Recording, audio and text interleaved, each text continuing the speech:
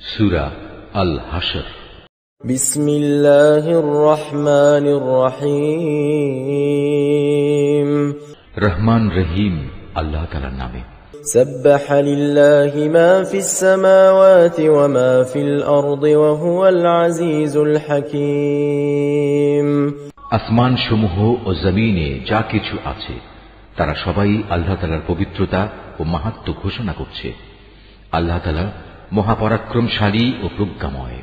هو الذي أخرج الذين كفروا من أهل الكتاب من ديارهم لأول الحشر ما ظننتم أن يخرجوا وظنوا أنهم مانعتهم حصونهم من الله فأتاهم الله من حيث لم يحتسبوا وقذف في قلوبهم الرعب يخربون بيوتهم بأيديهم وأيدي المؤمنين فاعتبروا يا أولي الأبصار। তিনি হচ্ছেন সেই মহান সত্তা যিনি আহলে কিতাবদের মাঝে যারা আল্লাহকে অস্বীকার করেছে তাদের প্রথম নির্বাসনের দিনে তাদের নিজ বাড়িঘর থেকে বের করে দিয়েছিলেন। অথচ তোমরা তো একথা কল্পনাও করনি যে ওরা কোনোদিন এ শহর থেকে বেরিয়ে যাবে। তারা নিজেরাও চিন্তা করেনি। তারা তো বরং ভেবেছিল তাদের দুর্ভেদ্য দুর্গগুলো তাদের আল্লাহ তাআলার বাহিনী থেকে বাঁচিয়ে দেবে। কিন্তু তাদের উপর এমন একদিক থেকে আল্লাহর পাকড়াও এসে তাদের ধরে ফেলল যা ছিল তাদের কল্পনার বাইরে। আল্লাহ সে পাকড়াও তাদের অন্তরে প্রচন্ড ভীতির সঞ্চার করল। ফলে তারা নিজেদের হাত দিয়েই এবং কিছু কিছু ক্ষেত্রে মোমেনদের হাত দিয়ে নিজেদের বাড়িঘর ধ্বংস করে দিল।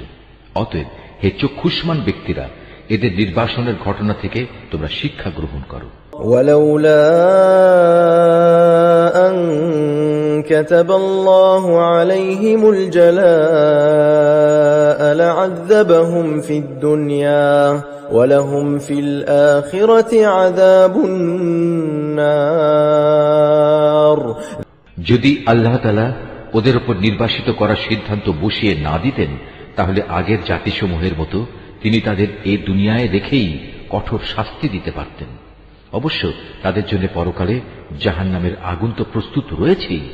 ذلك بأنهم شاقوا الله ورسوله ومن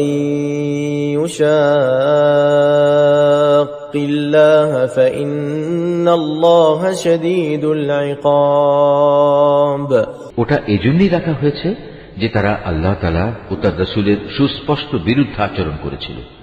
আর যে কেউই আল্লাহর বিরোধিতা করে তার জানা উচিত আল্লাহ তাআলা শাস্তি দানের ব্যাপারে অত্যন্ত কঠোর। ما قطعتم من لينة أو تركتموها قائمة على أصولها فبإذن الله وليخزي الفاسقين। এ সময় তোমরা যেসব খেজুর গাছ কেটে ফেলেছ এবং যেগুলো না কেটে তার মূলের উপর দাঁড়িয়ে থাকতে দিয়েছ তা অসঙ্গত ছিল না, বরং তা ছিল সম্পূর্ণ আল্লাহ তাআলার অনুমতিক্রমেই। আর আল্লাহ তাআলা অনুমতি এ কারণেই দিয়েছেন যেন তিনি এ দ্বারা নাফরমানদের অপমানিত করতে পারেন।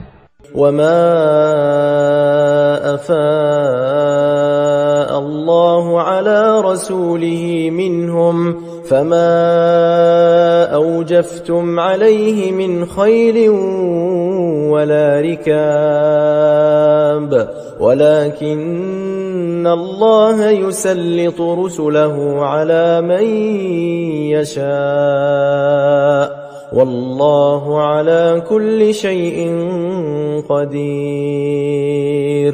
এই ঘটনার ফলে আল্লাহ তাআলা যেসব ধন সম্পদ তাদের কাছ থেকে নিয়ে তার রাসূলকে দিয়েছেন তা ছিল তারই একান্ত অনুগ্রহ। তোমরা তো এগুলো পাওয়ার জন্য কোনো ঘোড়ায় কিংবা উষ্ট্রে আরোহণ করে যুদ্ধ করনি। আসলে আল্লাহ তাআলা যার উপরই চান তার উপরেই তার রাসূলকে কর্তৃত্ব প্রদান করে থাকেন। আর আল্লাহ তাআলা সর্ববিষয়ের উপরই শক্তিমান। ما أفاء الله على رسوله من أهل القرى فلله وللرسول ولذي القربى ولذي القربى واليتامى والمساكين وابن السبيل كي لا يكون دولة بين الأغنياء منكم وما آتاكم الرسول فخذوه وما نهاكم عنه فانتهوا واتقوا الله إن الله شديد العقاب আল্লাহ তাআলা ধন সম্পদের যা কিছু সেই জনপদের মানুষদের কাছ থেকে নিয়ে তার রাসূলকে দিয়েছেন তা হচ্ছে আল্লাহর জন্য, রাসূলের জন্য, রাসূলের আত্মীয় স্বজন, এতিম মিসকিন ও পথচারীদের জন্য।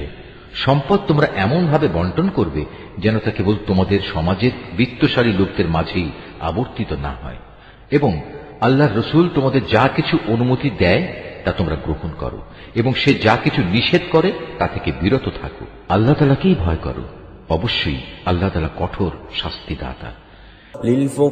للفقراء المهاجرين الذين أخرجوا من ديارهم وأموالهم يبتغون فضلا من الله ورضوانا وينصرون الله ورسوله أولئك هم الصادقون এ সম্পদ সেসব অভাবগ্রস্ত মুহাজিরদের জন্য যাদের আল্লাহর উপর ঈমানের কারণেই নিজেদের ভিটে মাটি ও সহায় সম্পদ থেকে উচ্ছেদ করে দেওয়া হয়েছে, অথচ এই লোকগুলো আল্লাহর অনুগ্রহ ও তার সন্তুষ্টি হাসিল করতে চায়।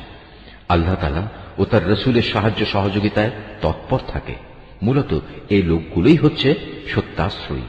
والذين تبوأوا الدار والإيمان من قبلهم يحبون من هاجر إليهم ولا يجدون في صدورهم حاجة مما أوتوا ويؤثرون على أنفسهم ولو كان بهم خصاصة ومن يوق شح نفسه فأولئك هم المفلحون এ সম্পদে তাদেরও অংশ রয়েছে যারা মুহাজিরদের আগমনের আগ থেকেই এই জনপদকে নিজেদের নিবাস বানিয়েছিল এবং যারা এদের আসার আগেই ঈমান এনেছিল। তারা ওদের অত্যন্ত ভালোবাসে যারা হিজরত করেছে। রাসূলের পক্ষ থেকে তাদের মুহাজির সাথীদের যা কিছু দেয়া হয়েছে সে ব্যাপারে তারা নিজেদের অন্তরে তার কোনো রকমের প্রয়োজন অনুভব করে না। শুধু তাই নয়, তারা তাদের মুহাজির সাথীদের প্রয়োজনকে সর্বদাই নিজেদের প্রয়োজনের উপর অগ্রাধিকার দেয়, যদিও তাদের নিজেদেরও অনেক অভাবগ্রস্ততা রয়েছে। আসলে যাদের মানসিক কৃপণতা সংকীর্ণতা থেকে বাঁচিয়ে রাখা হয়েছে তারাই হচ্ছে সফলকাম। والذين جاءوا من بعدهم يقولون ربنا اغفر لنا ولإخواننا الذين سبقونا بالإيمان ولا تجعل في قلوبنا غلا للذين آمنوا ربنا إنك رؤوف رحيم সে সম্পদ তাদের জন্য যারা তাদের মুহাজির ও আনসারদের পরে এসেছে।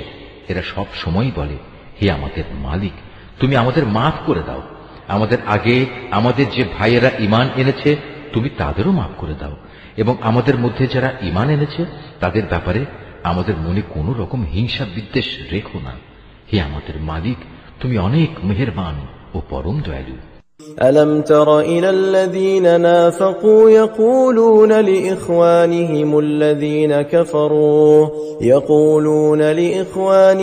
الذين كفروا من أهل الكتاب لئن أخرجتم لنخرجن معكم ولا نطيع فيكم أحدا أبدا وإن قوتلتم لننصرنكم والله يشهد إنهم لكاذبون হে রাসূল, তুমি কি সেসব মুনাফিকদের আচরণ লক্ষ্য করনি যারা তাদের কাফের আহলে কিতাব ভাইদের বলে, যদি তোমাদের কখনো এই জনপদ থেকে বের করে দেয়া হয় তবে আমরাও তোমাদের সাথে একাত্মতা দেখিয়ে এখান থেকে বেরিয়ে যাব, এবং তোমাদের স্বার্থের বেলায় আমরা কখনো অন্য কারো আনুগত্য করব না।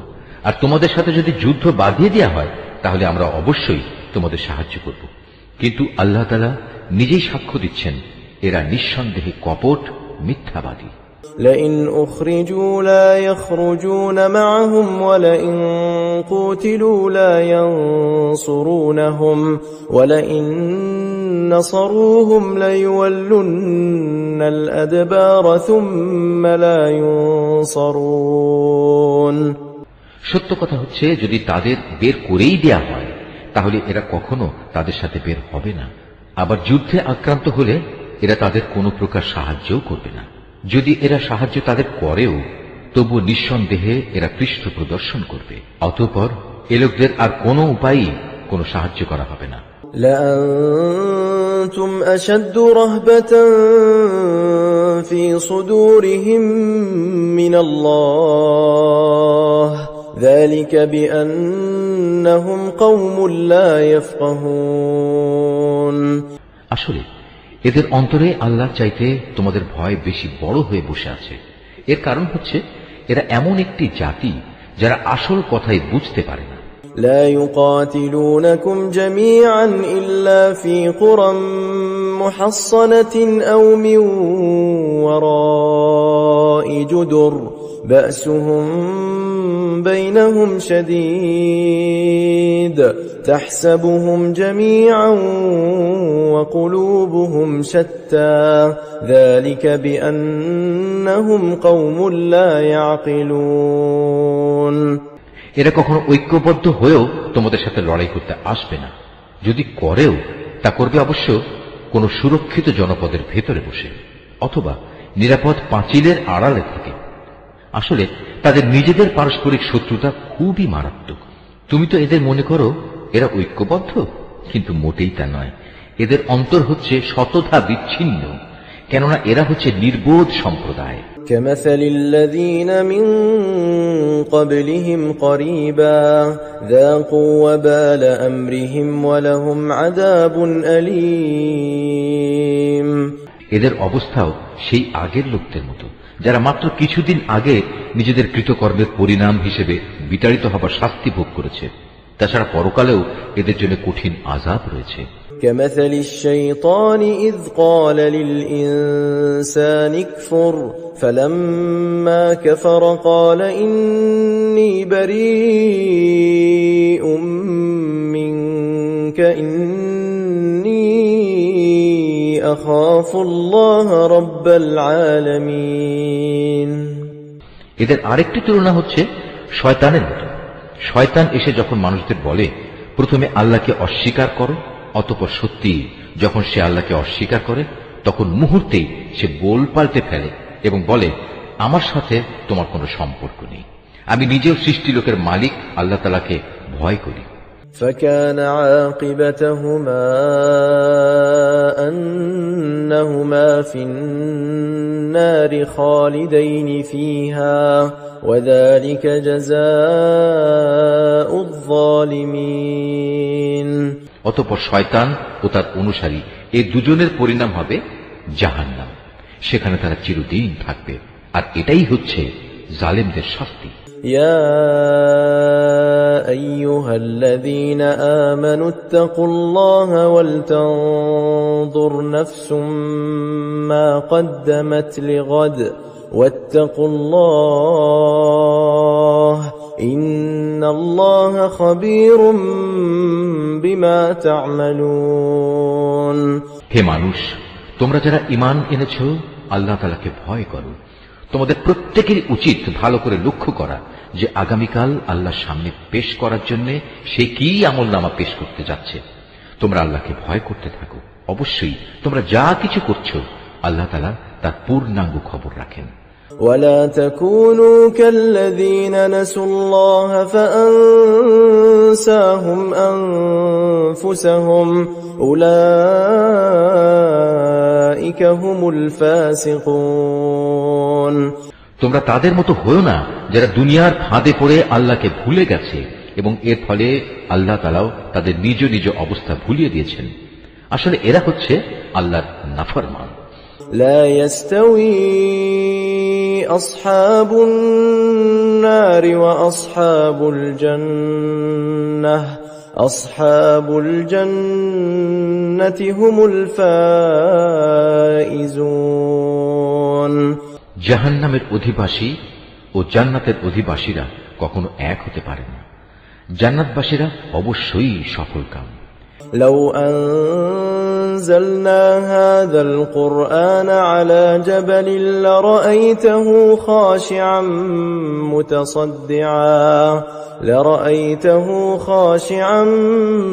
متصدعا من خشية الله وتلك الأمثال نضربها للناس لعلهم يتفكرون আমি যদি এ কোরআন কোন পাহাড়ের উপর নাজিল করতাম, তাহলে তুমি অবশ্যই তাকে দেখতে কিভাবে তা বিনীত হয়ে আল্লাহর ভয়ে বিদীর্ণ হয়ে পড়ে।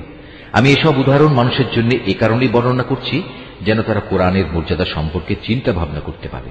হুয়াল্লাহু আল্লাযী লা ইলাহা ইল্লা হুয়া আলিমুল গায়বি ওয়াশ শাহাদাহ হুয়ার রহমানুর রহিম। তিনি আল্লাহ তাআলা, তিনি ছাড়া কোনো মাবুদ নেই। দেখা অদেখা সব কিছুই তাঁর জানা। তিনি দয়াময়, তিনি করুণাময়। হুয়াল্লাহু আল্লাযী লা ইলাহা ইল্লা হুয়াল মালিকুল কুদ্দুসুস সালাম আসসালামুল মুমিনুল মুহাইমিনুল আজিজুল জব্বারুল মুতাকাব্বির সুবহানাল্লাহি আম্মা ইউশরিকুন। তিনি আল্লাহ তাআলা, তিনি ছাড়া কোনো মাবুদ নেই। তিনি রাজাধিরাজ, তিনি পূত পবিত্র, তিনি শান্তিদাতা, তিনি বিধায়ক, তিনি রক্ষক, তিনি পরাক্রমশালী, তিনি প্রবল, তিনি মহাত্মের একক অধিকারী। তারা যেসব ব্যাপারে আল্লাহর সাথে শিরক করছে, আল্লাহ তাআলা সে সব কিছু থেকে অনেক পবিত্র। হুয়াল্লাহুল খালিকুল বারিউল মুসাউবিরু লাহুল আসমাউল হুসনা يسبح له ما في السماوات والأرض وهو العزيز الحكيم। তিনি আল্লাহ তাআলা, তিনি সৃষ্টিকর্তা, তিনি সৃষ্টির উদ্ভাবক, সব কিছুর রূপকার তিনি। তার জন্যই নিবেদিত সকল উত্তম নাম। আকাশমণ্ডলী ও পৃথিবীতে যেখানে যা কিছু আছে তার সবকিছু তাঁরই পবিত্রতা ও মহিমা ঘোষণা করছে। তিনি পরাক্রমশালী, তিনি প্রবল প্রজ্ঞাময়। নিশ্চয়ই আল্লাহ যা বলেছেন সত্য বলেছেন।